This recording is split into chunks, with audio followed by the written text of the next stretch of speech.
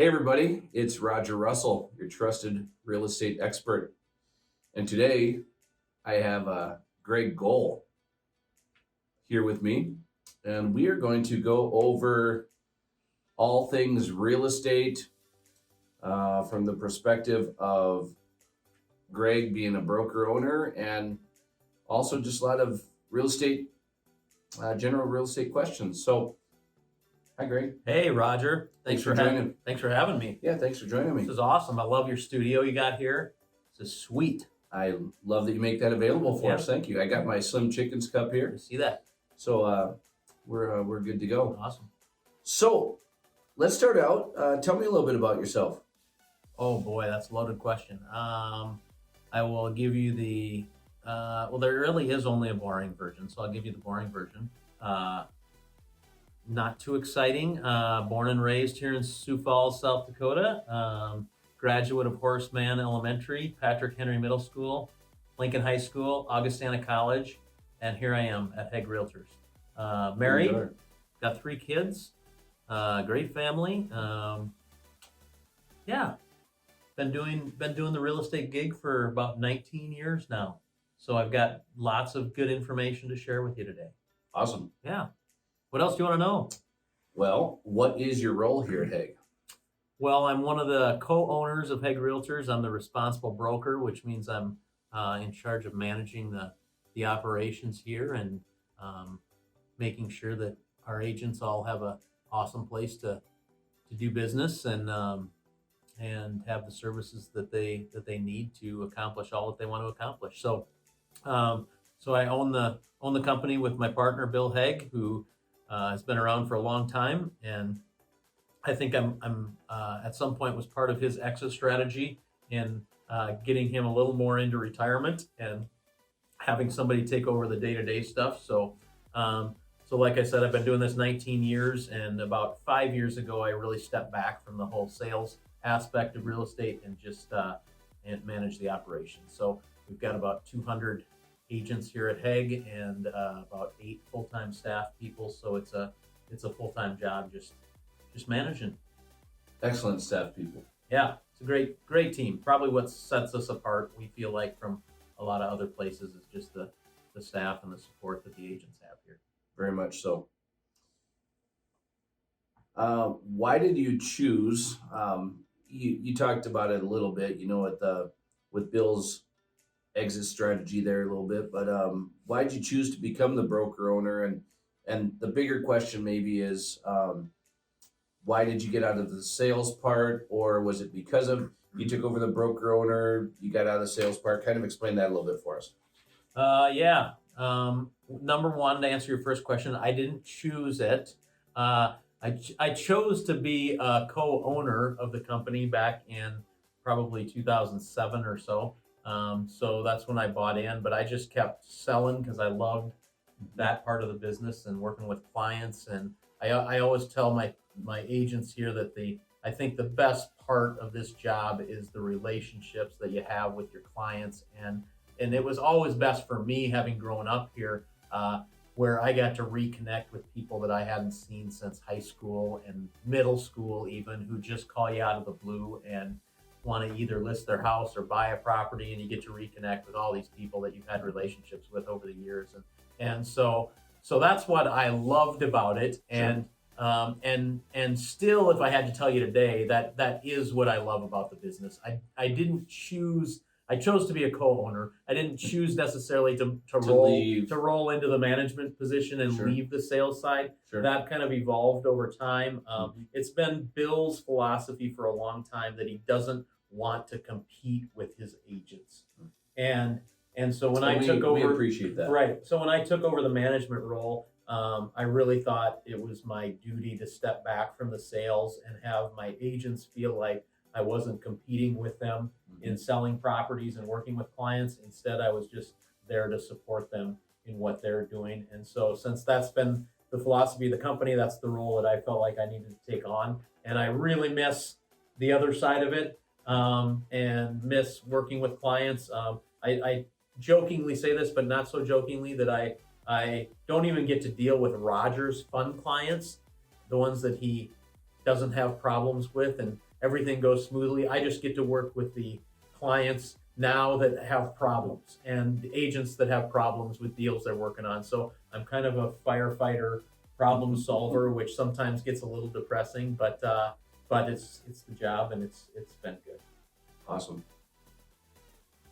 So you touched on it a little bit, with the staff. What else is unique about Hegg Realtors compared to other real estate companies here locally, statewide? Yeah, good questions. We feel like we have a lot of unique things that set us apart.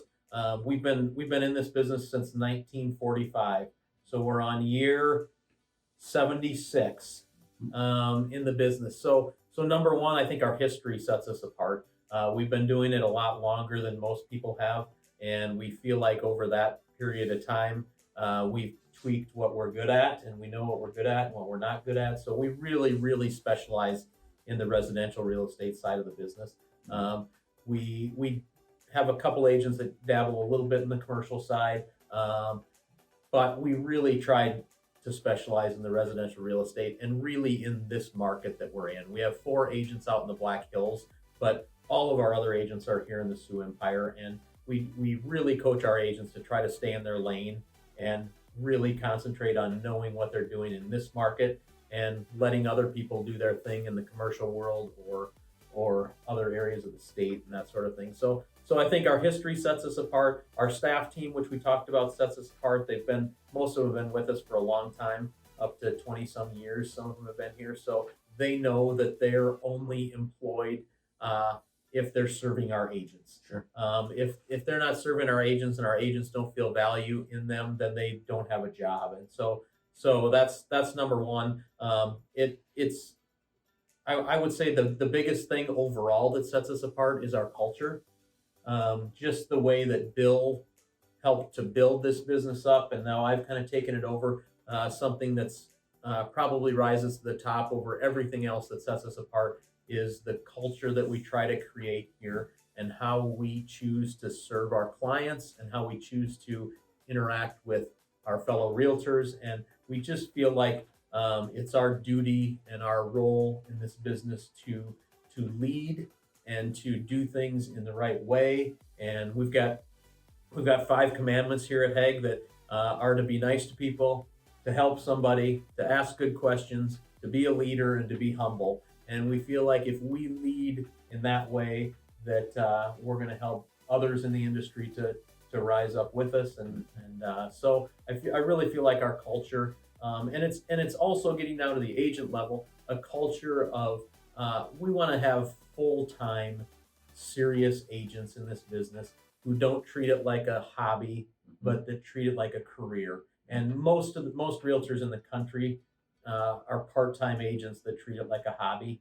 And we just feel like it's a super important role that we serve, and therefore our clients deserve the best agents they can have. So Excellent. well, I can ramble on forever, Roger. No, that's all right. So is Hegg a franchise? Hegg is not a franchise. Okay. What that means is we don't affiliate with a national brand or a national company. We have been a franchise prior to my time coming to Hegg 19 years ago.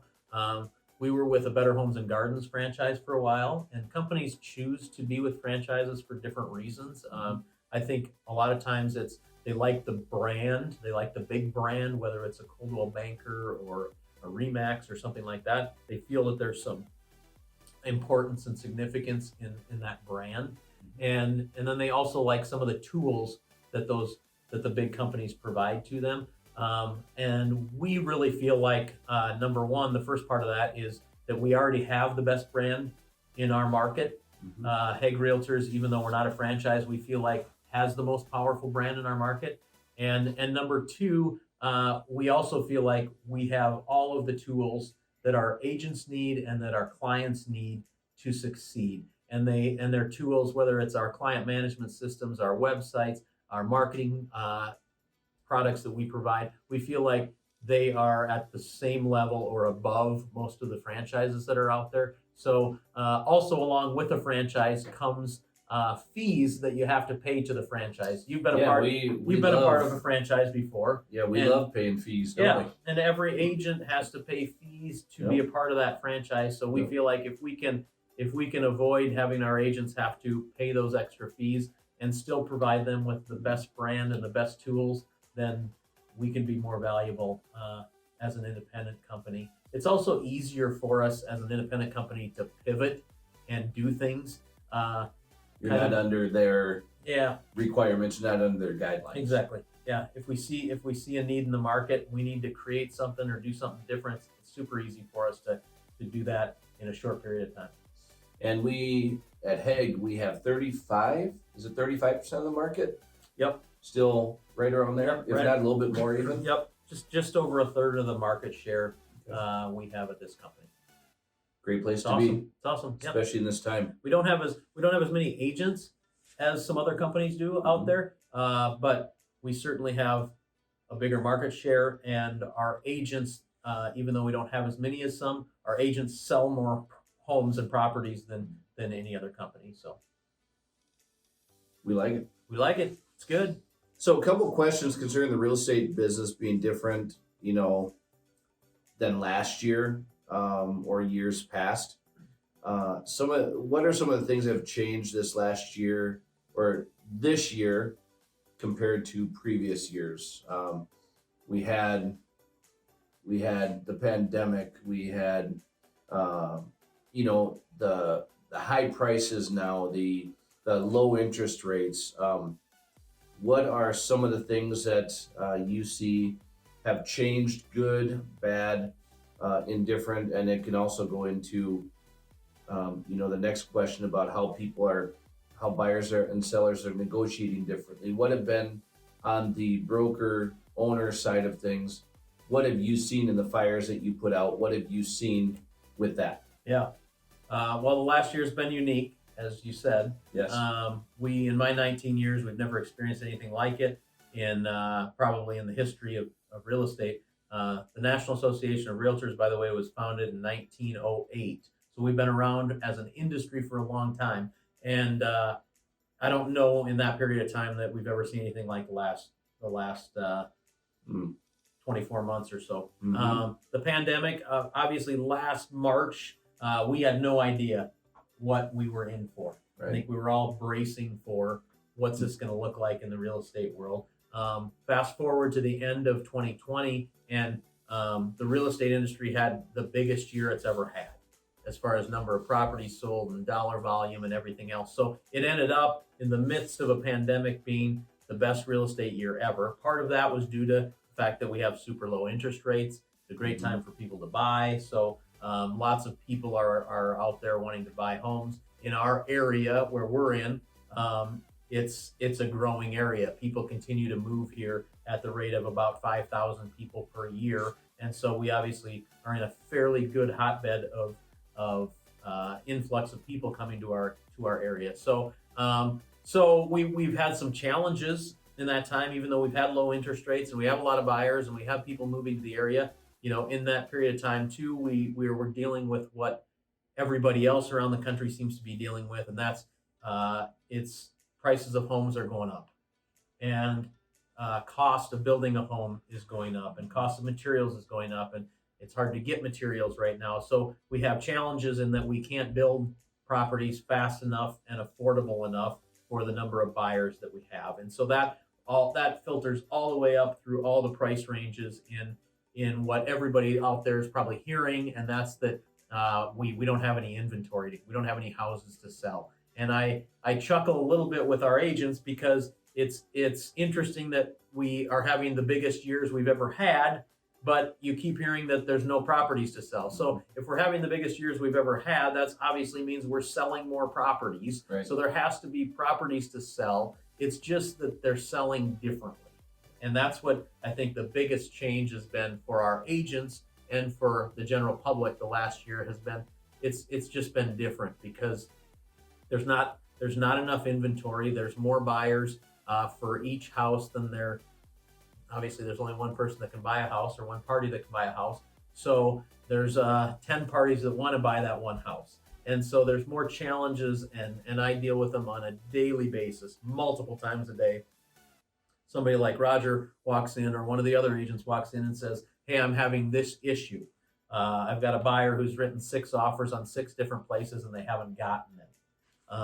And there's all kinds of different reasons for that. But that's the biggest challenge that we've seen over the last 24 months or 12 months, excuse me, is all of these buyers who are writing multiple offers on properties. It's caused people to write offers differently than they've ever written them before. It's not always a great thing, the way that they're being written, but buyers are feeling a little bit desperate, and so they're doing things that are more desperate than they've done in the past. And I'm going to expand on that a little bit too in our meetings and in our conversations. People, you hear, I made a video here a couple weeks ago, I think it was, about low inventory, which is true.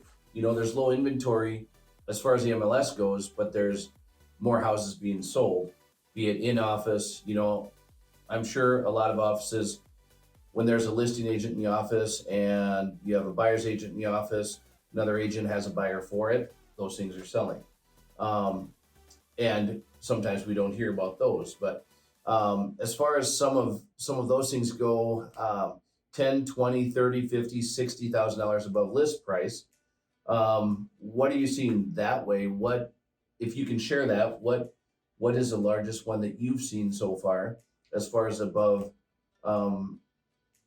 list price? And then also, let's, if you wouldn't mind, get into a little bit of the, people are out there doing, these buyer letters to the sellers. They're doing what we're calling escalation clauses. They're doing several different things that way.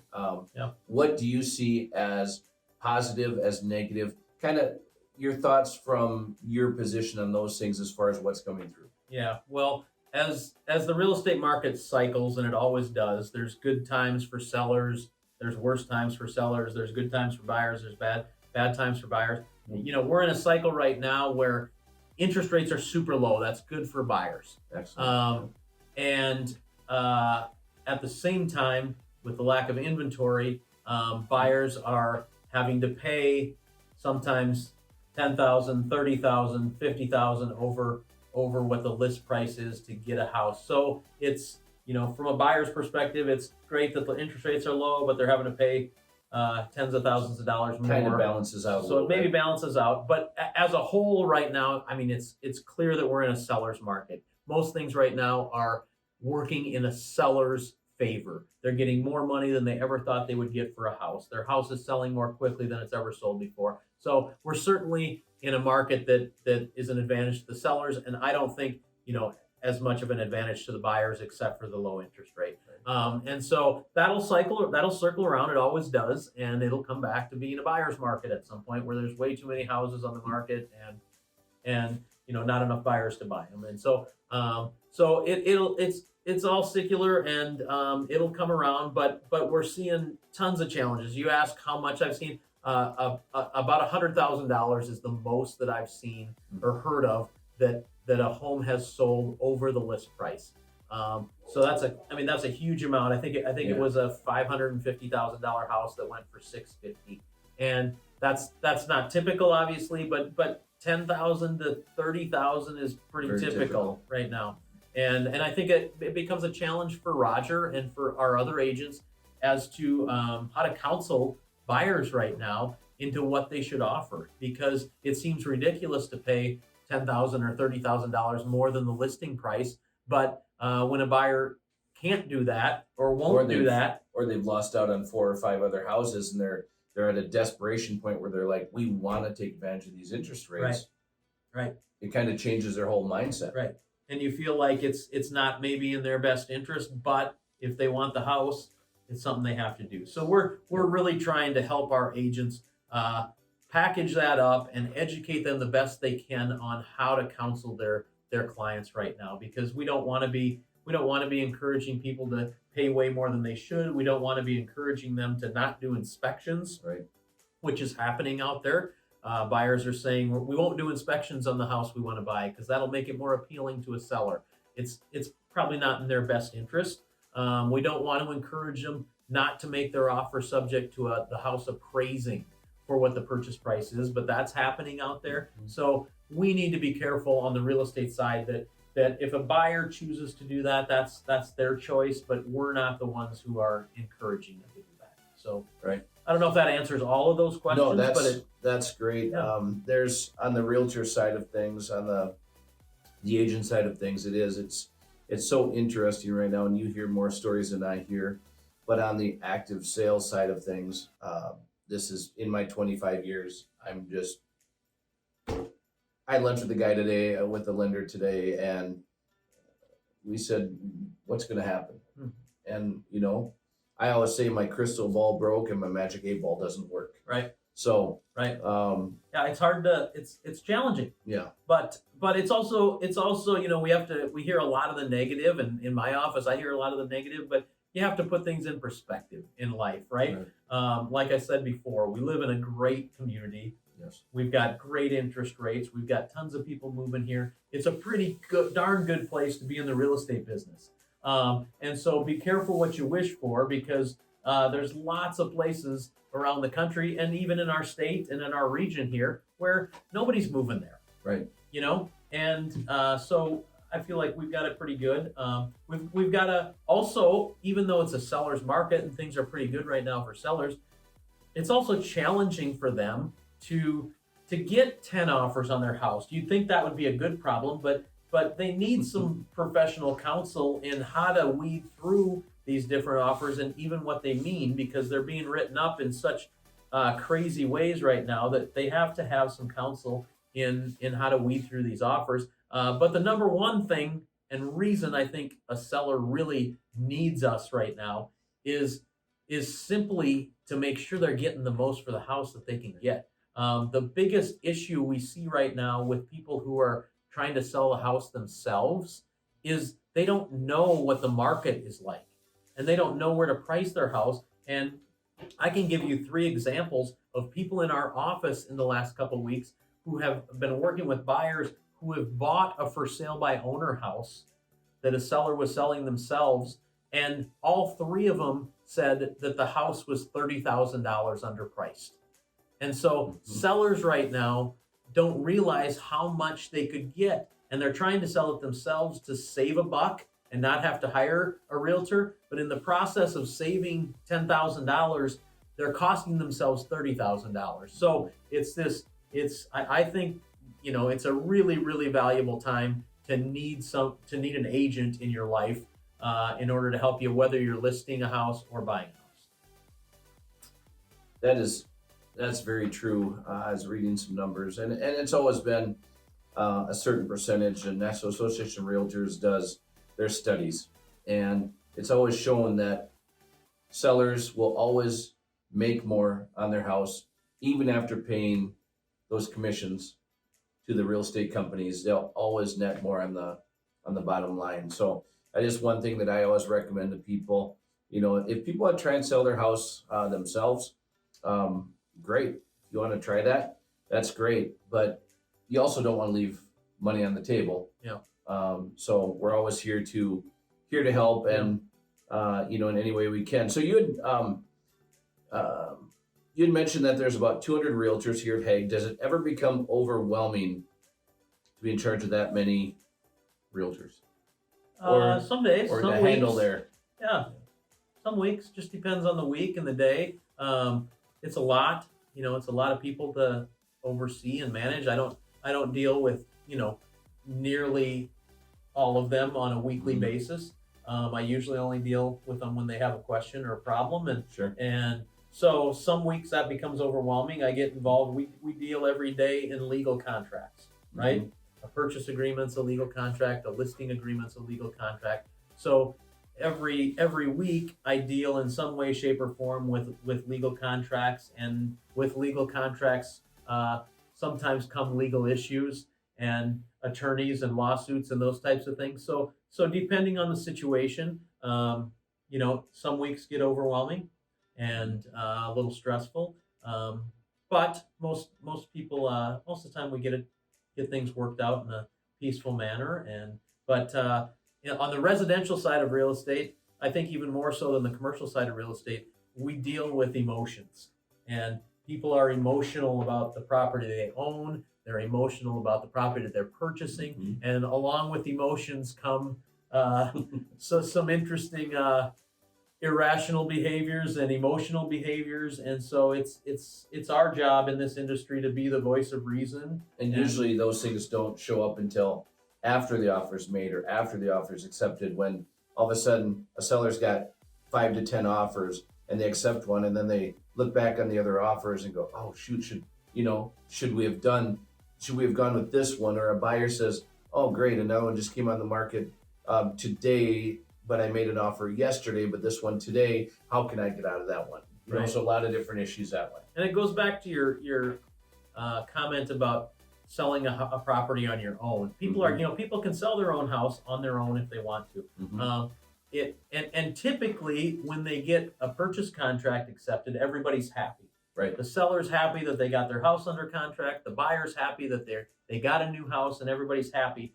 But then comes all the stuff that we're trained to help people through. And you have inspections that go bad. You have an appraisal that goes bad. You have a buyer who loses their job and now can't afford the house anymore.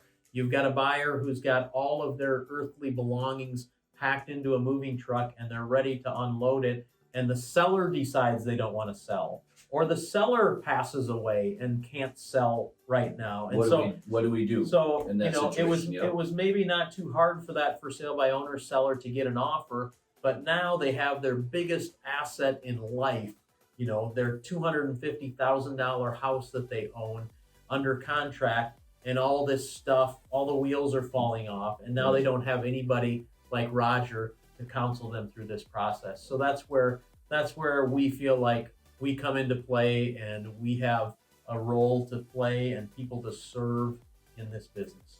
And that's what I truly love too, is yes, it's very easy right now to put a listing out there, and if it's a decent house, to get an offer pretty quickly.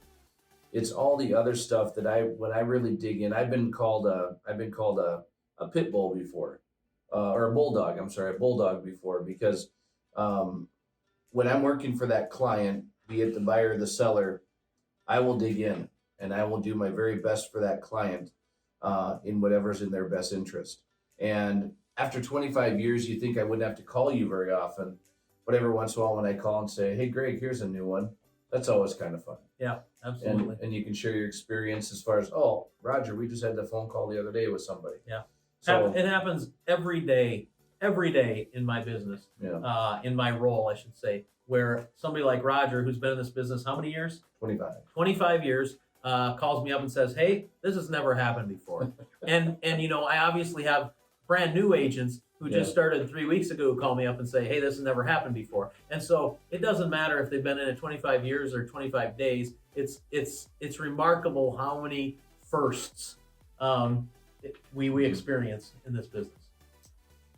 So once somebody passes their test, does a real estate class and passes their test, do you have quite a few people right now inquiring about coming to Hegg Realtors? Yeah, we have quite a few, I would say, on a monthly basis inquiring, not on a daily basis. But I would say we get probably 8 or so a month who inquire about getting into the business. I would say on an annual basis, we maybe hire one agent a month.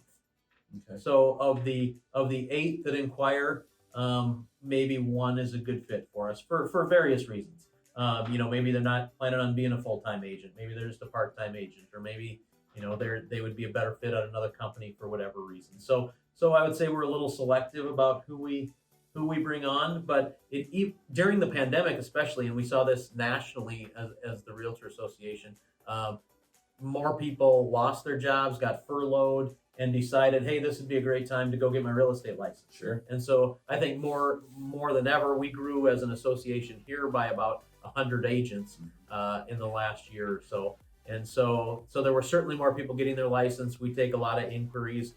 We do some interviews and see how serious they are, and see if it would be a good fit. Like I said, our culture is pretty important here, and we want people who not only would benefit from our services, but also that we would benefit from having them represent us.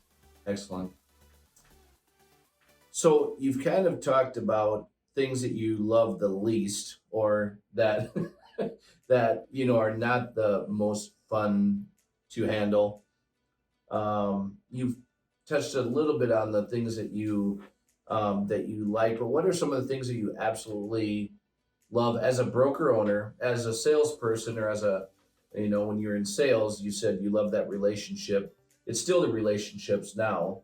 But what other things do you love about being the broker owner of Hegg Realtors? Well, it just comes down to one word, and you said it twice, I think, right there.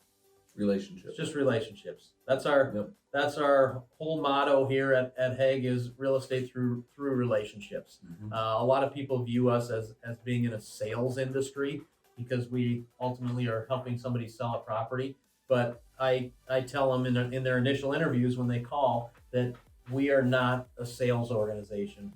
We're a relationship organization. I don't think Roger in his 25 years has ever had to talk somebody into listing their house or buying a house. They're already in the market to list their house or to buy a house.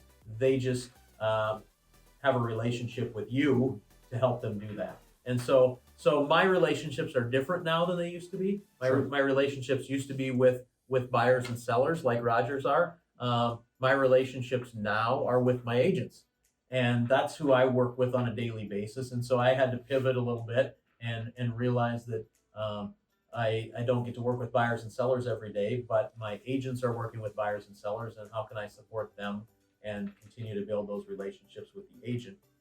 We're in a unique business where, I joke about this, but it's an interesting business to try to manage because I have 20-year-old agents and 90-year-old agents. Educated, uneducated, male, female, full-time, part-time, and they're all independent contractors. Nobody's an employee. Yep.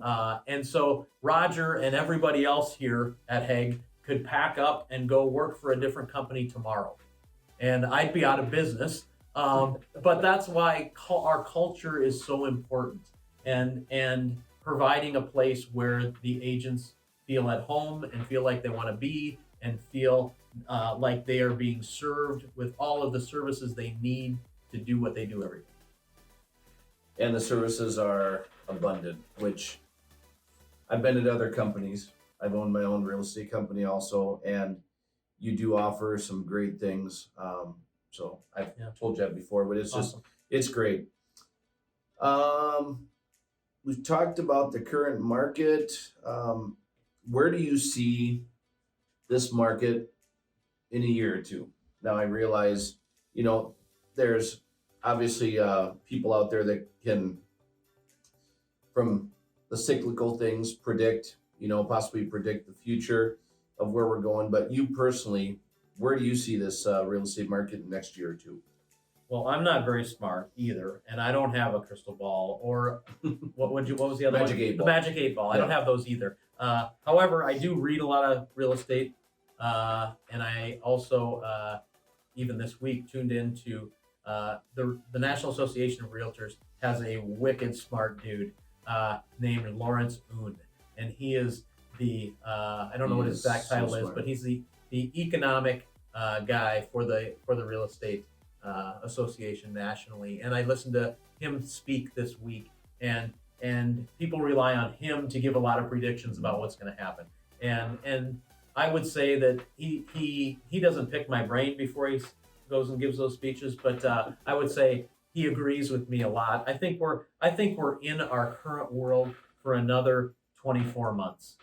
I think it'll change a little bit along that time frame, but I think we're in a seller's market for probably that time frame. I think interest rates are going to go up, and we've been saying that for a long time. But at some point, interest rates have to go up. Mr. Oon said this week that he thought they would be even up to like 3.5% by the end of this year. Heaven forbid. So yeah, it's really. We used to think like 5% and 6% was pretty good. Yeah. But he saw them going up by the end of this year a little bit. and certainly into next year. So, if you have buyers who are sitting there on the teeter totter wondering if they should buy now or wait, I think, if they're going to buy sometime in the next couple of years, they're probably going to buy in a similar market that they're at right now. And their interest rate might be a little higher if they wait 12 months or 6 months to buy. So overall, I think it's going to be positive. I think it's still going to be a struggle for some of the buyers to find a property, especially in the lower price ranges. Under $300,000, under $250,000 is still going to be a struggle for buyers. So they're going to have to, struggle through that for the next couple of years.